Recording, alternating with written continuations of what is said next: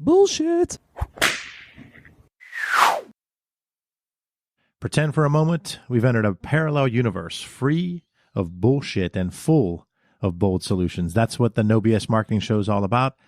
I'm your host, Dave Mastovich. Our guest today is Jerry Zahorchak, a lifelong educator who served as the Pennsylvania Secretary of Education, led multiple school districts as superintendent, and throughout his career has done just about every key position in a school system, including teacher, principal, football coach, federal programs director, and strategic planning coordinator. Jerry, are you ready to cut the bullshit? I'm ready. All right. Well, thanks for being on the show. He's a repeat guest. He was on episode 2, and the only reason he was on episode 2 was episode 1 was symbolically the great Mike Mastovich, the superstar of the Mastovich family, and you were episode 2. Now you're episode 150. This is great.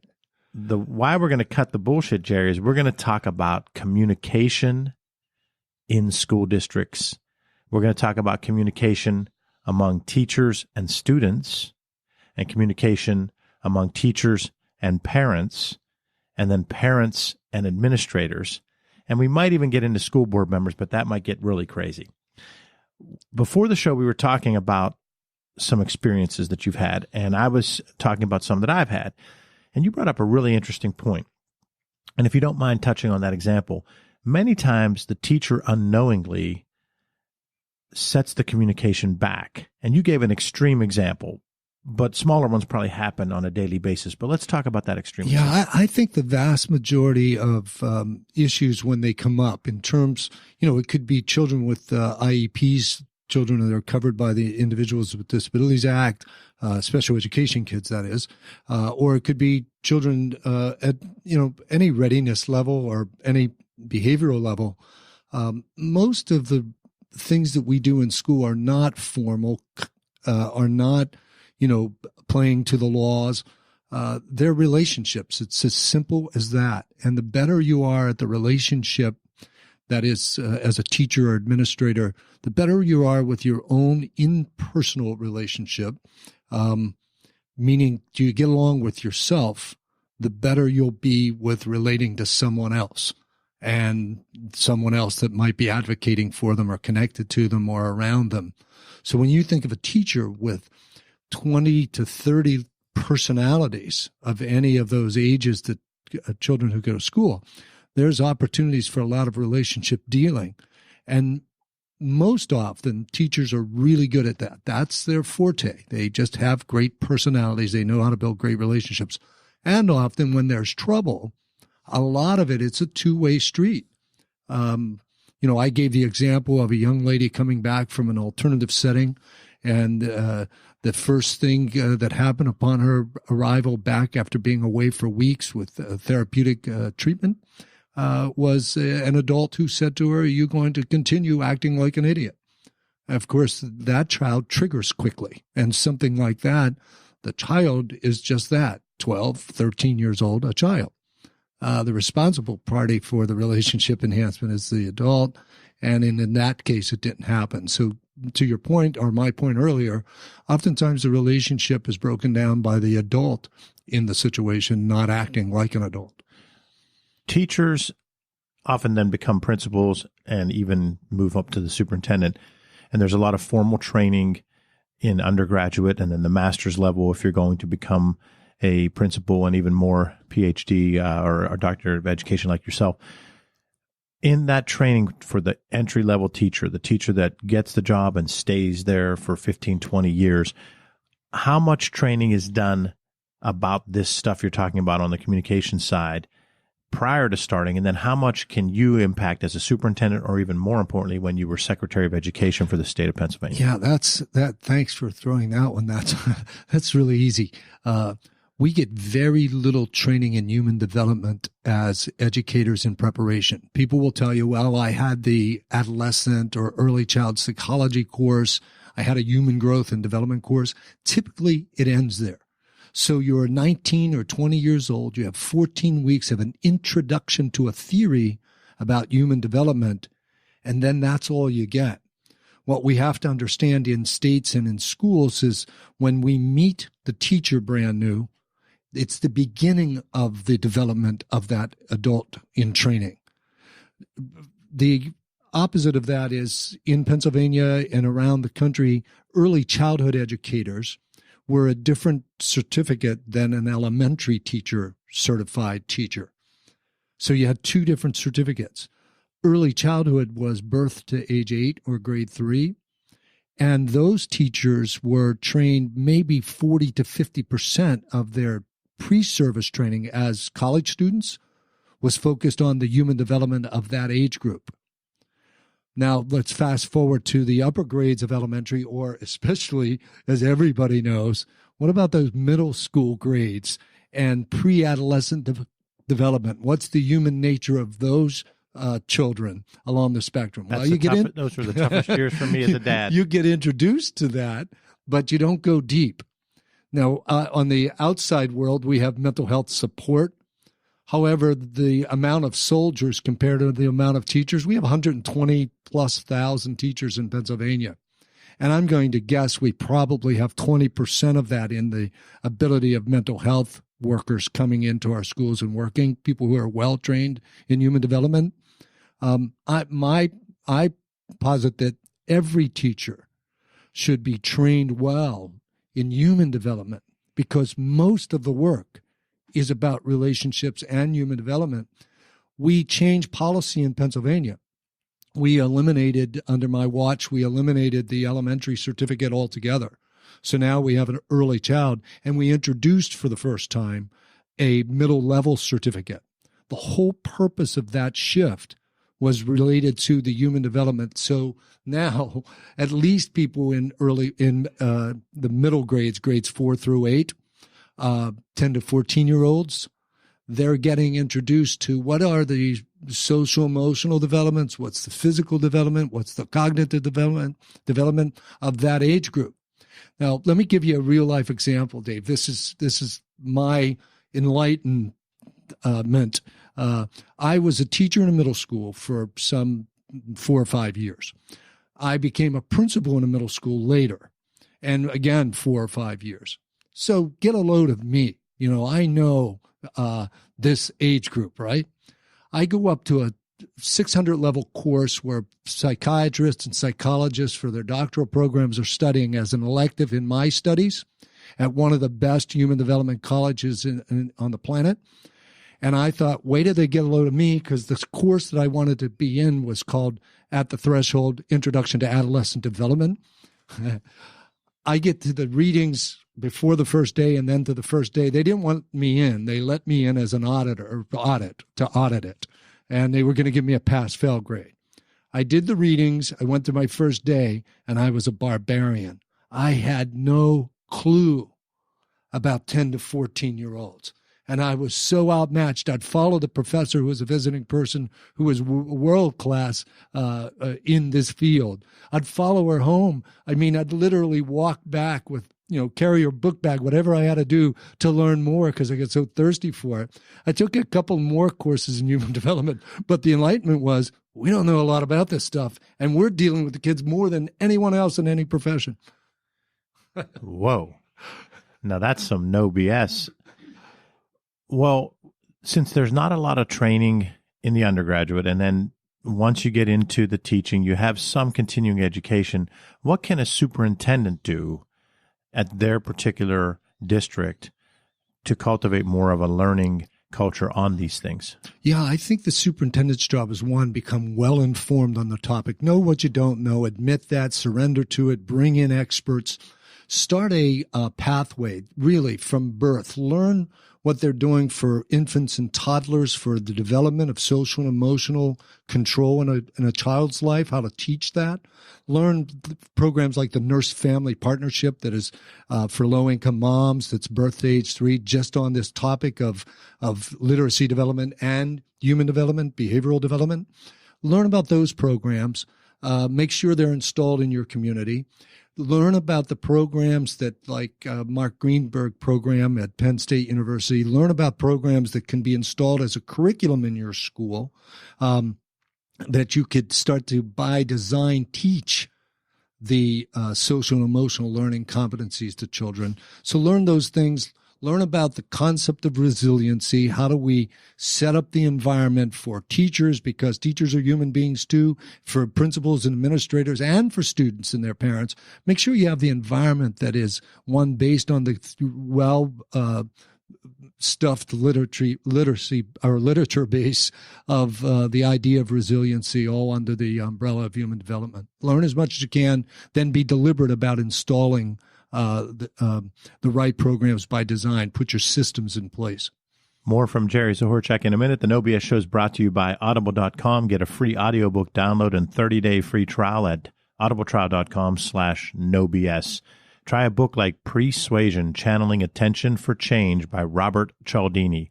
You can download it for free today. Again, that's audibletrial.com/NoBS. Over 180,000 titles to choose from for your iPhone, Android, Kindle, or MP3 player. I love Cialdini. Love the book on Audible. I'm probably going to also buy the hard copy. He's brilliant. He's for any marketer out there. If you haven't read Cialdini's books, his first one is one of the most important ones. It's about the principles of influence, and now he's got Persuasion out. Our guest today is Jerry Zahorchak, a lifelong educator who served as the Pennsylvania Secretary of Education for quite a long time under Governor Rendell. Jerry, you were just talking about resiliency and effective development. Walk me through how a teacher might handle a parent situation, or a coach might handle a parent situation, because you hear all these stories about parents trying to get coaches fired and things of that nature. How might a coach or a teacher handle a parent who's emotional and frustrated and complaining to them? Yeah, our whole business is about relationships, and I think the first one is have the value as a parent, as a teacher or administrator or athletic director or coach, that I'll take, the value statement is I'll take 100% of the responsibility for making this relationship work. So if you come from it in that, your guard goes down immediately. You start to trust that you're going to be in a relationship and you're responsible for it. I'll take 100% of the responsibility. Also know that, you need to be a good listener. And that should be the first thing you do, to worry about expressing empathy. And the empathic responder is a skill set that coaches and teachers and everyone else can learn. How can I listen first? And before talking, make sure that I know what the person who was shouting or talking to me said. Know what they believe about what they're saying, know what they, said they think about it, know what they, know the facts or the sequence of events that they're describing. And then, not in a parroting kind of way, but in a responsive kind of way with empathy, say back, you think, you believe, you feel. They can't argue with themselves at that point. And if you let them express themselves for as long as they need to at first, it takes time, but you're building quality, because the aftermath of something that goes wrong takes a heck of a lot longer than taking the time up front to listen first, say it, and then start to introduce what you believe the problem is. And if there's no listening going on the other side, again, take responsibility for that. Listen again. A person who is listened to 80% of the time is willing to walk away even if they don't get what they want, knowing that they've been heard. Good stuff. Jerry, when you were Secretary of Education under Governor Rendell, talk about how you tackled this issue. Were you able to make any inroads across the state with this type of training, this type of leadership, this type of communication? Yeah, I was. We did have the certification of teachers changed. So that was a regulatory process. It was, a lengthy process, went through the whole review process, if you will, with the State Board of Education being involved. Subsequent, or a parallel to that, we started an initiative to really impact school climate. So we put a committee of experts from around the country, including people like Jonathan Cohen at Columbia University with the National School Climate Center, Mark Greenberg, who's well-renowned from Penn State University on early childhood and resiliency, and people like that. Highmark from Pittsburgh was involved with their anti-bullying and the Oveus model, and Dr. Matt Masiello was a part of the committee. We worked for about 2 years to establish school climate standards. Much of those, or several of those standards, there were only about 9. The first few were about interpersonal skills. What do we want to do in the development of social and emotional learning competencies for children? And then the rest of them were about the organization called school. And we would have been the second state following Illinois to have these types of standards. Other issues came up, interrupted, for example, teacher evaluation, using test results to measure schools' performance.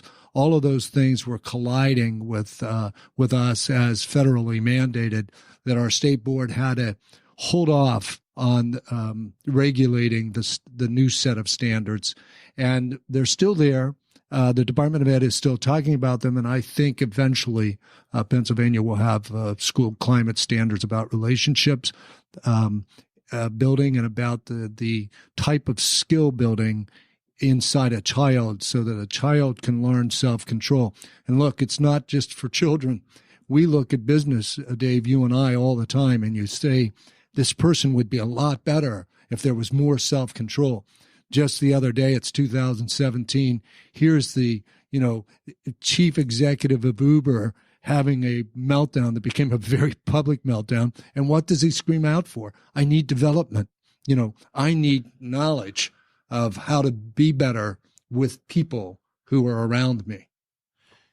Let me understand this, though. You had a 2-year committee and talented people working on these school climate standards, and you bring those up, and you're at the state level. You're in the top job. You're the Secretary of Education. So it comes to where these are ready to go, and they got stalled. Yeah, what happens in the regulatory process is the state board gets introduced to these. We refine them. They go back and forth with them. Once they're ready to preliminarily approve them, which they were, they then would take them around the state at round tables throughout the various places, marketplaces in your vernacular, around the state. And they would hear from people, and they would make any adjustments that are necessary. And then they would vote finally on them. They would almost become the standards at that point. There's an independent regulatory review board that looks at all regulations across any business that the state conducts. And if it's going to be regulation, they're the final say. But all they look at is, did you procedurally go through this the right way? They don't really check the content or try to correct the content. So they don't act like a super board. They just make sure it's procedurally done well. Once they vote and it becomes published, their regulations, we were stopped right at this real starting gate. But the nice thing was the 2 years gave us all the content we need and the actual draft of the standards grade by grade. 2-part question. First is, I'm assuming there was some controversy that it stalled, because when you're talking here, I'm listening saying, this sounds great. This sounds awesome. School climate standards is going to help everybody. But I want to be fair to the other side of the coin. Mm-hmm. What is the other side of the coin? What was the objection that a party, a special interest group, had? Yeah, so there would be some anticipated objections. At the time, the department posted these anyway, and it almost looked as if they were standards.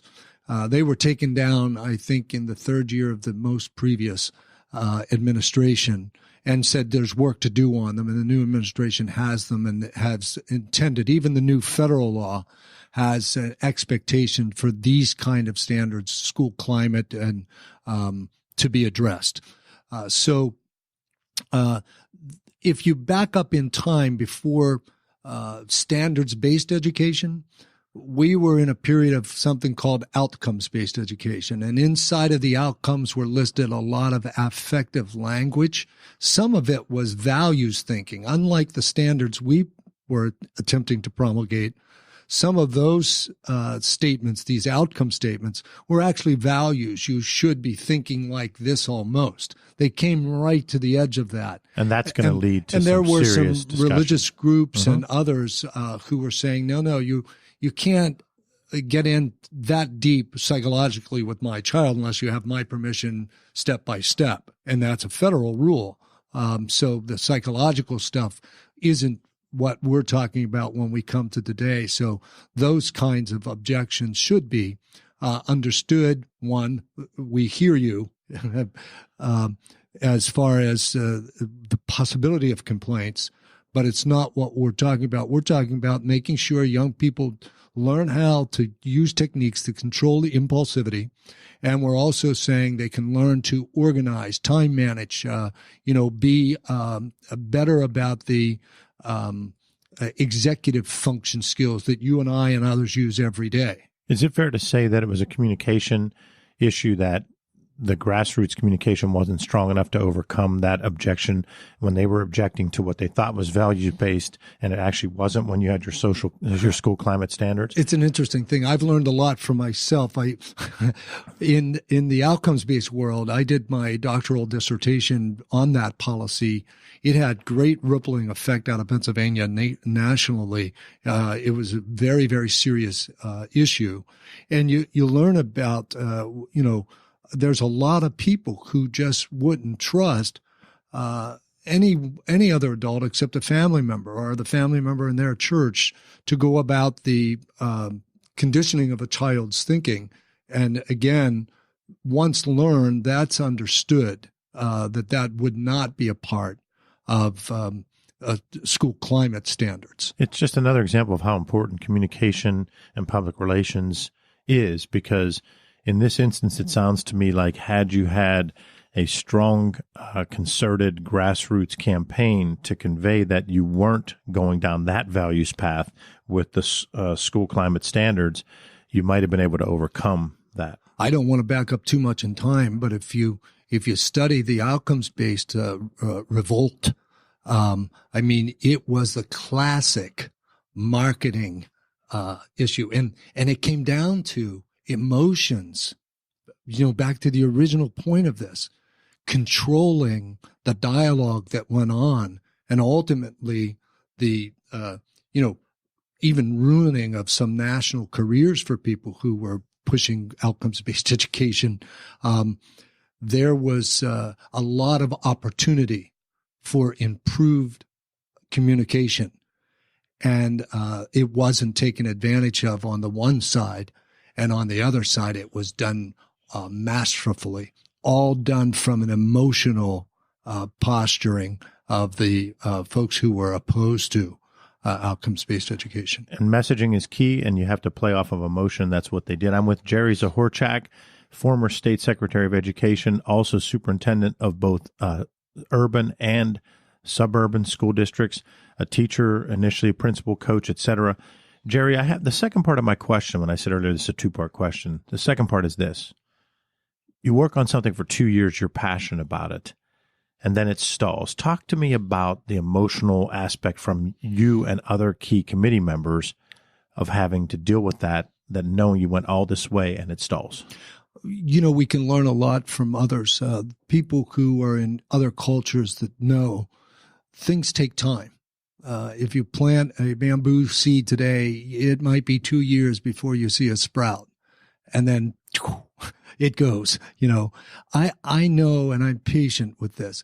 There's never going to be a time in our future history. There's never been a time in our past and civilization of mankind.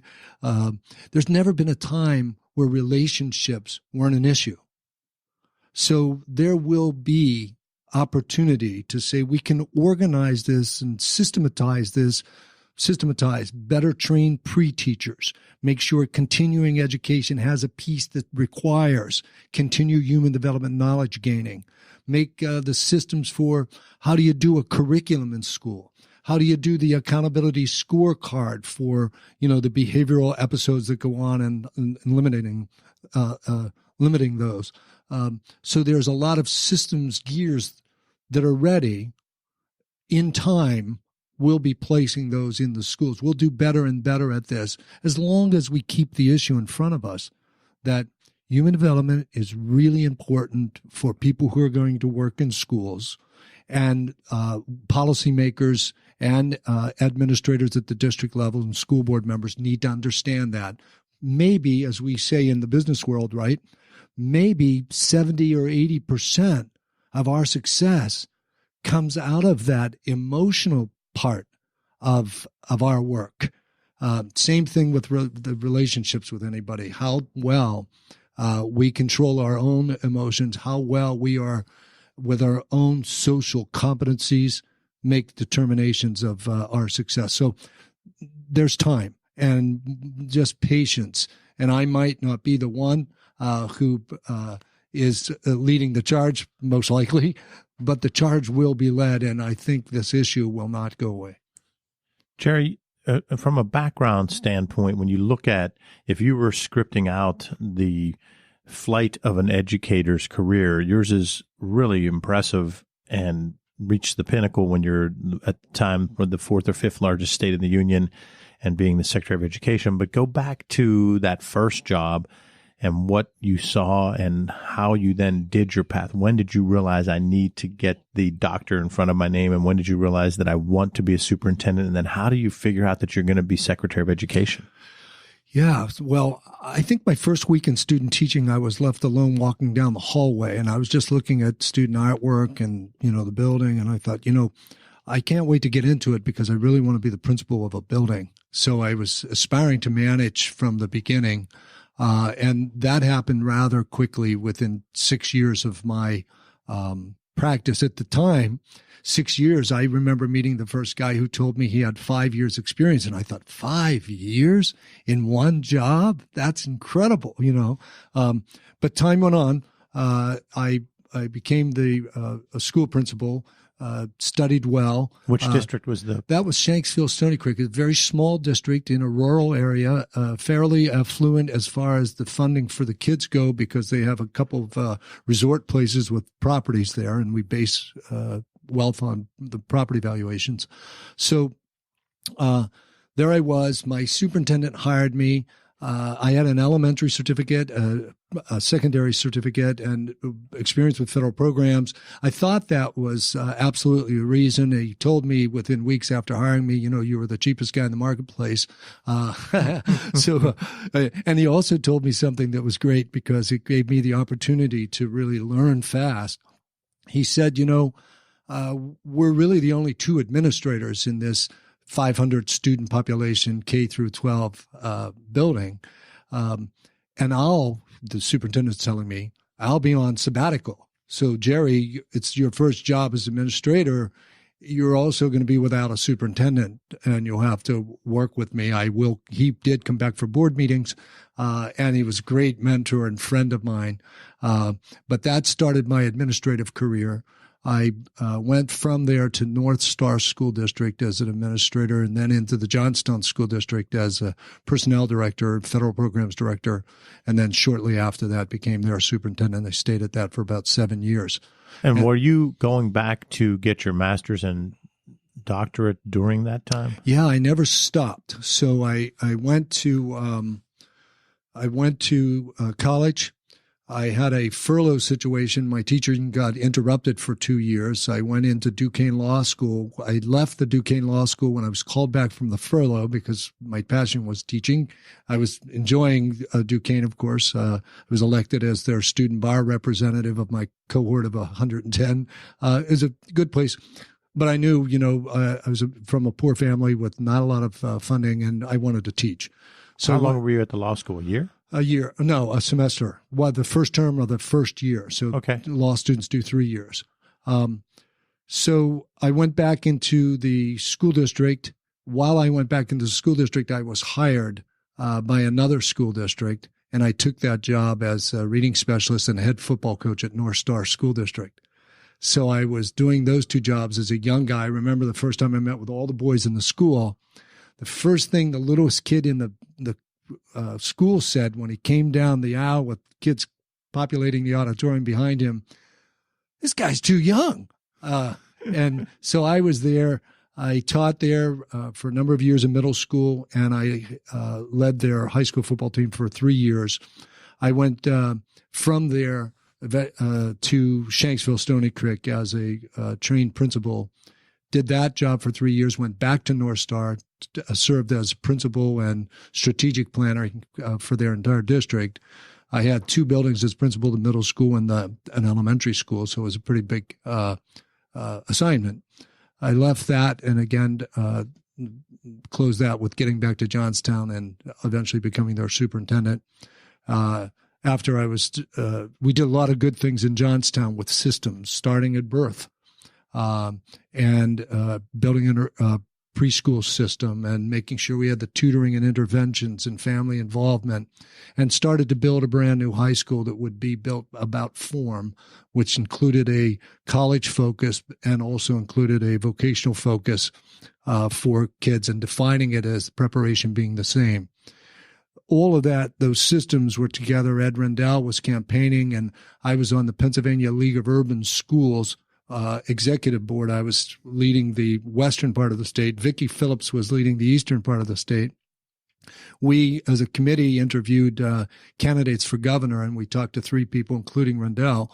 And when we talked to him, I just knew. I mean, he came with no files, no one sitting beside him to whisper answers into his ears. He just knew this work of public education. Managing the Philadelphia School District as mayor is something you sort of do too, because a lot of the funding comes from the city. So Rendell knew the work. He came around. I invited him. He came around 2 or 3 times to Johnstown, examined the program, spent time with our administrators. He got elected. A week after he got elected, I was talking to a principal, and it was 11 o'clock at night. And you know how the phone rings back sometimes when you hang up? It just automatically rings back. Well, that's what I thought happened until I looked at the caller ID. It was Rendell Edward 215. And I'm picking up the phone, sort of surprised. Really surprised that he's calling, not at night because he works all night. So I wasn't surprised at that. The big surprise really that was capturing me was his phone's listed. It comes up on the caller ID. So I said, "Congratulations, Governor, and you're off." And he said, "No, that's not why I'm calling. I wanted you to consider joining the team." And I knew he had Vicki Phillips in mind. She's a powerful superintendent, really great, had great experiences. She came on as secretary. I was her deputy. We worked together for a year. She went eventually to become Bill and Melinda Gates' executive director of their education foundation. She just recently left that job. She just had a lateral move. She had sort of a lateral move through Portland. That's another story, but it was an interesting marketplace, right timing for her, and she's a wonderful friend and remains so. And for the Rendell administration, we had I had 8 years with it, and we were the only state in the nation. It comes down to, this is my calling card, my credential. I can throw it on the table. The only state in the nation, examined by everybody else, that on the NAEP, which is the national assessment, and on our PSSA, which is our state testing, we had gains every year for every group tested, for every subgroup tested. So children with disabilities, Latino kids, African-American kids, poor kids, everybody was gaining every year. We were making constant gains. And to me, it was all about the right systems leadership. And engaging, of course, and wanting to be a public school advocate. And that was my role. I had a great chief of staff, Tom Gluck, who's now the Pennsylvania Intermediate Unit's executive director. And we did great things together, great people, and a passionate governor who fought for public education continuously. That's a heck of a calling card. That's Jerry Zahorchak. He was talking about his time as the Pennsylvania Secretary of Education for the state. Hear more of my interview with Jerry in part 2